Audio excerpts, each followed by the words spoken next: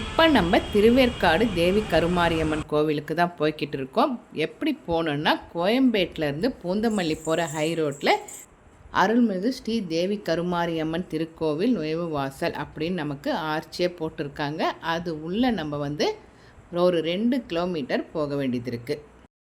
வாங்க இப்போ உள்ளே போய் கருமாரியம்மனை பார்க்கலாம். இங்கேருந்து 2 கிலோமீட்ரு நம்ம போய்கிட்டே இருக்கணும். அப்போ தான் திருவேற்காடு வரும். அங்கே தான் திருவேற்காடு கருமாரியம்மன் ஆலயம் இருக்குது. நம்ம வீடியோவுக்கு கீழே சேனல் லோகோ இருக்குது. லோகோ பக்கத்தில் ரெட் கலர் சப்ஸ்கிரைப் பட்டன் இருக்குது. அதை கிளிக் பண்ணிக்கோங்க. அப்போ தான் நான் போடுற ஒவ்வொரு வீடியோவும் உங்களுக்கு நோட்டிஃபிகேஷனில் வரும். நம்ம 2 கிலோமீட்ரு போகிற வழியிலேயே பெரிய கல்யாண மண்டபம் இருக்குது. இந்த மண்டபம் தாங்க பேலஸ் மாதிரி இருக்குது. நீங்கள் வரும்போது இந்த மண்டபத்தையும் கவனித்து பாருங்கள்.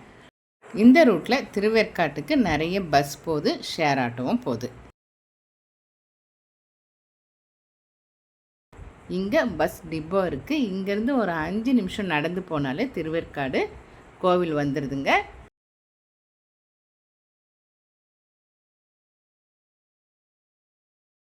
இப்போ நம்ம கோவில் பக்கத்தில் வந்துட்டோம். வாங்க கோவிலுக்குள்ளே போயிடலாம். இதுதான் கோவிலோட என்ட்ரன்ஸு. திருவேற்காடு கோவில் பெரிய கோவில், பார்க்குறதுக்கே பிரம்மாண்டமாக சூப்பராக இருக்கும். இப்போ இந்த கோவிலை இடித்து புது கோவிலாக கட்டி கும்பாபிஷேகம் பண்ண போகிறாங்க. நம்ம பார்க்குற இந்த என்ட்ரன்ஸு கல்யாணத்துக்காக புக் பண்ணி கல்யாணம் பண்ணுவாங்க. இப்போ இந்த இடத்துல தான் தேவி கருமாரியம்மன் இருக்காங்க.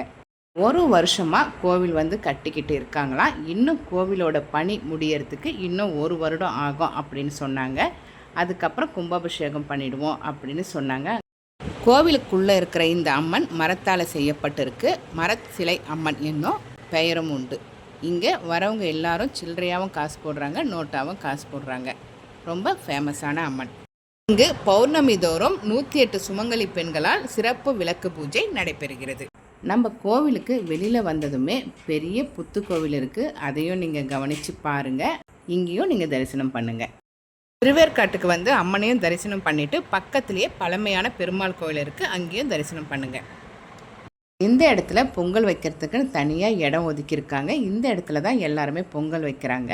ஆடு, கோழி எல்லாம் இங்கே காணிக்கையும் செலுத்துகிறாங்க. இந்த இடம் தாங்க இப்போ கோவிலை இடித்து புதுசாக கட்டுறாங்க. முன்னாடி இருந்த கோவிலை விட இப்போ இன்னும் பெரிய கோவிலாக பிரம்மாண்டமாக கட்டிக்கிட்டு இருக்காங்க. பார்க்குறதுக்கே அவ்வளோ அழகாக சூப்பராக இருக்குது.